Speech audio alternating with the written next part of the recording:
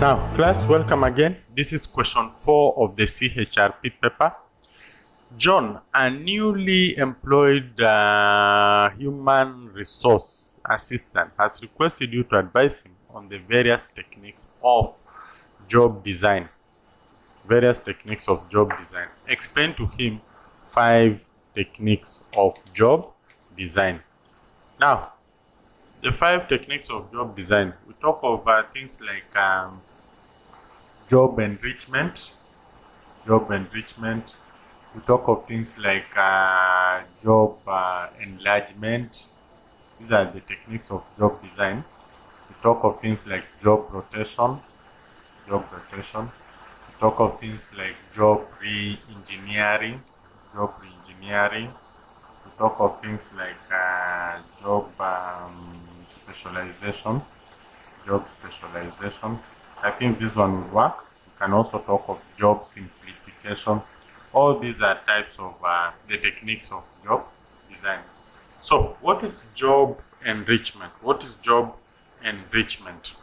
Job enrichment is making the job to be challenging, and we are making it to be challenging with an aim of motivating the person who is doing the job, motivating the employee.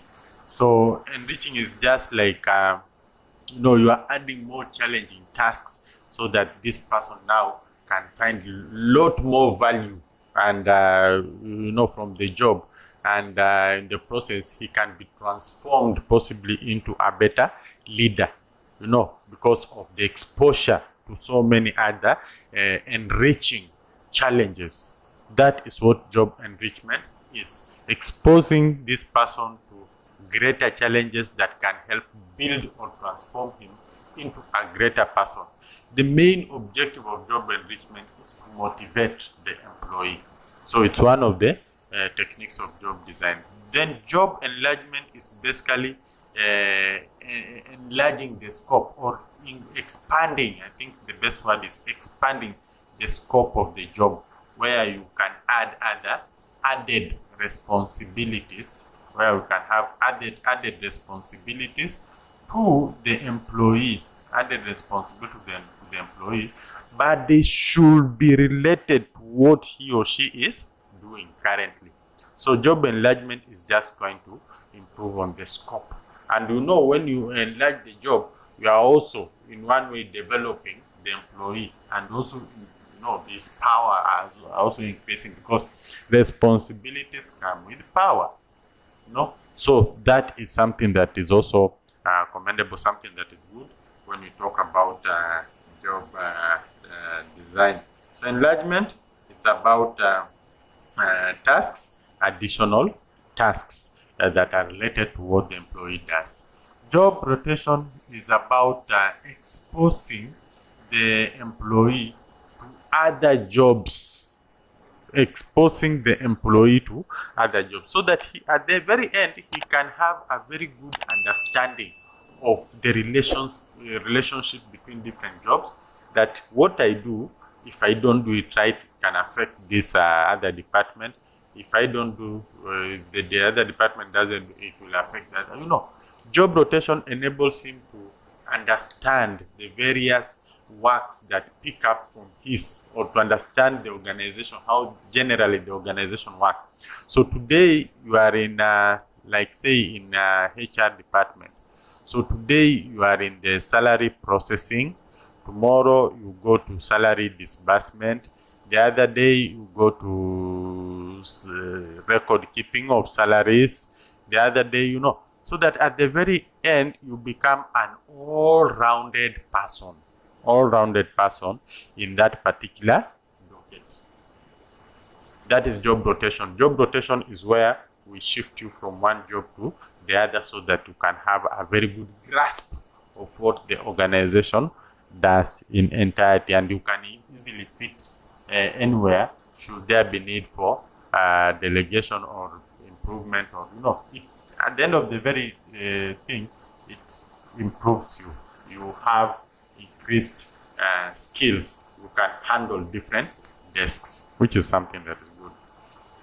Job reengineering, it's about redefining the business processes to make them easier, to make them efficient, to make them lean, to make them, easy, simple, to achieve the vision of the organization. So job reengineering is just relooking at the job and trying to see if there are better ways that you can do the same processes and achieve even better results than what you are possibly doing.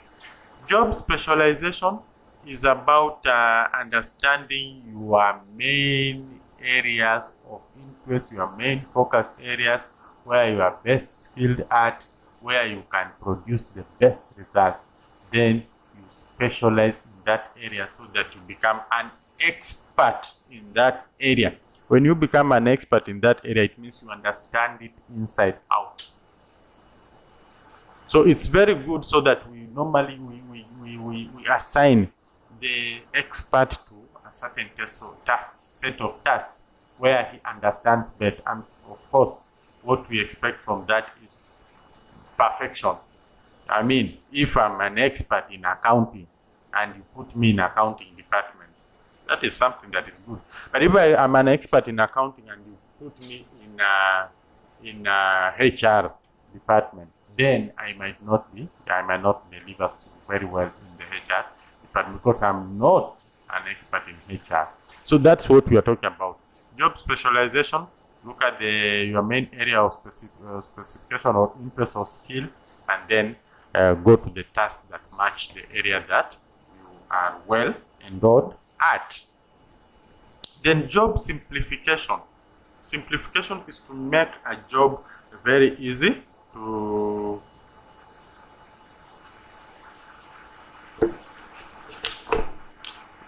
making the job very easy, user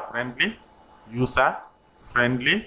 It's about focusing on the job, and normally this one comes from the specialization. When you are a specialist in a certain area, kind of the job just automatically becomes easy. But job simplification is just a way of making this job to be as user friendly as possible, so that you interact with the job without necessarily feeling a lot of strain on the job. And that goes a long way in motivating the employee and making it very easy to achieve the objectives and the vision of the organization. So it's about focusing on the job and trying to make it as easy as possible through the processes and understanding of and making it as user friendly as possible.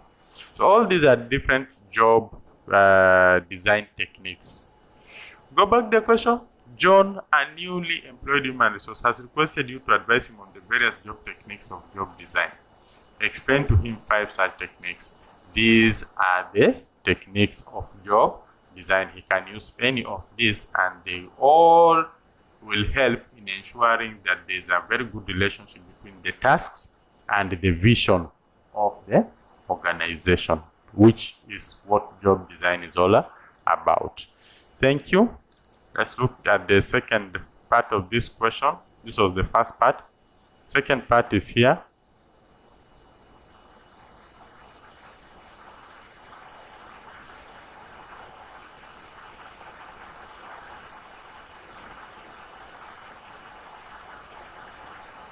I think there's a problem somewhere, so this should be the second part of the question. This should be the second part of the question. I think there's a problem somewhere. So let's just do the second part of the question. Sorry.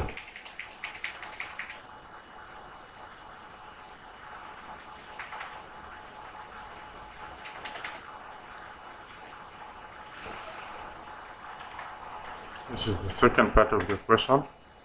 During a seminar for human resource practitioners, a presenter stated that organizations should strive to be employers of choice. Outline the characteristics of such an organization. Wow, this was a very good question. Very straightforward. How should an employer of choice be? An employer of choice, how should he be? He should have very clear focus on work-life balance. Work-life balance. Work-life balance, just to ensure that employees are not overstretched. When you overstretch the employees, they become stressed, depressed, and burnout and such like stuff. And at the end of the day, you lose your employees through high turnover, through unhealthy conditions. You will not be an employer of choice if you don't have this work-life balance. Then we have fair compensation policy. Fair compensation policy, and should be fair to you and to the industry. But naturally, for you to have that competitive advantage to be an employer of choice, possibly you need to go slightly higher than what the market offers. So we might want to talk about slightly higher compensation policy. But for the sake of it, let's just talk about fair compensation policy, meaning that you augur well with others and the employees also feel that they are, what they give you is well rewarded. Then we also talk of things like job security, security of tenure. This also makes an organization to be an employer of choice when people have no worries about their stay in the organization. When you have very good retention policies, so that people are basically relaxed. They know that they are there to stay, and give the organization their best, and the organization also supports them. That makes the organization an employer of choice. People will not want to go to an organization where employees keep changing. The reputation of that organization will not be good, and the organization is likely to lose in terms of stability. And once you lose in terms of stability, you cannot even attract very good employees. So job security, very important when you want to be an employer of choice. We also talk of appreciation and growth. Appreciation and growth. Growth and development. Just using so many words. But growth and development are good. To be an employer of choice, you have to transform your employees. Your employees should not remain the same way they were when they joined the organization. Seek to grow them. Seek to develop them. This can be done through training, through exposures, through exhibitions, through mentorship programs. There is quite a lot. So a good organization that strives to be an employer of choice must have ways to improve its people. Growth and development. Then we have, to be an employer of choice, you must have strong leaders who nurture. Nurturing is very key. It is these leaders who transform people. You don't want leaders who just, like dictatorship, they don't allow you to think. Dictatorship doesn't allow people to think, because you are not even allowed to ask a question. You are supposed just to take orders as they come. Now, when will you grow? Is this leader nurturing another leader by giving instructions left, right, center? And you are not supposed to ask a question. So you can't become an employer of choice when you don't nurture. But be a leader who creates another leader. Then you become an employer of choice. People want to go to organizations which will grow, which will transform them into leaders. So that becomes a very important aspect. So organizations that are employers of choice will have very strong leaders who nurture. Then easy and fast access to information. Access to information and sharing of information. Those are employers of choice. When you have employers who are not transparent, they don't want you to know what is happening, they don't want you to share information, those will never be employers of choice, because we are living in an information free era. So a good employer of choice should allow information to freely flow, and it is that information that will help them realize the new ways that are coming up, the emerging ways, and take advantage of that. We talk about empowerment, giving you what you require to take the next initiative, to take the next step. You know, employers of choice are not these people who,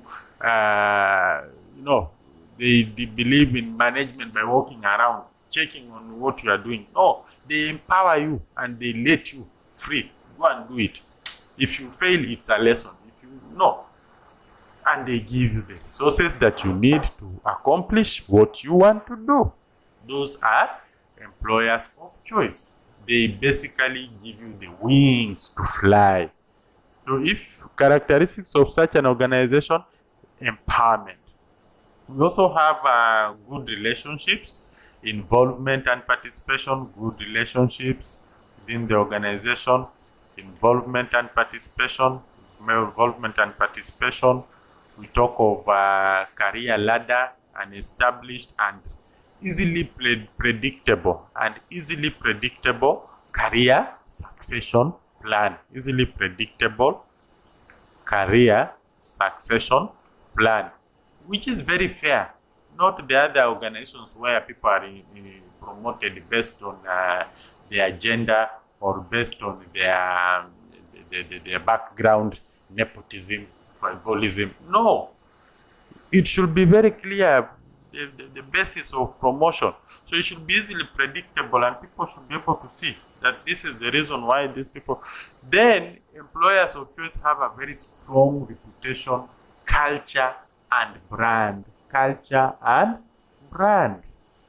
So if you want to be an employer of choice, can you work on this? These are just some. We may not be able to exhaust them, but these are just some, but very important characteristics that make an organization an employer of choice. During a seminar for our human resource practitioners, a presenter stated that organizations should strive to be employers of choice. Applying the characteristics of such. These are the characteristics of an employer of choice. And this good relationship we are talking about inside, between the employees themselves, between the employees and the managers, between the inside the organization and outside the organization. There is very good relationship with an open door policy where people freely interact. That's an employer of choice. People don't want where you are going, where you cannot even say a word. Dictatorship. People don't want such like organization. You may not even grow. Thank you. Let's meet in the next question. I hope you are done. Yeah, let's meet in the next question.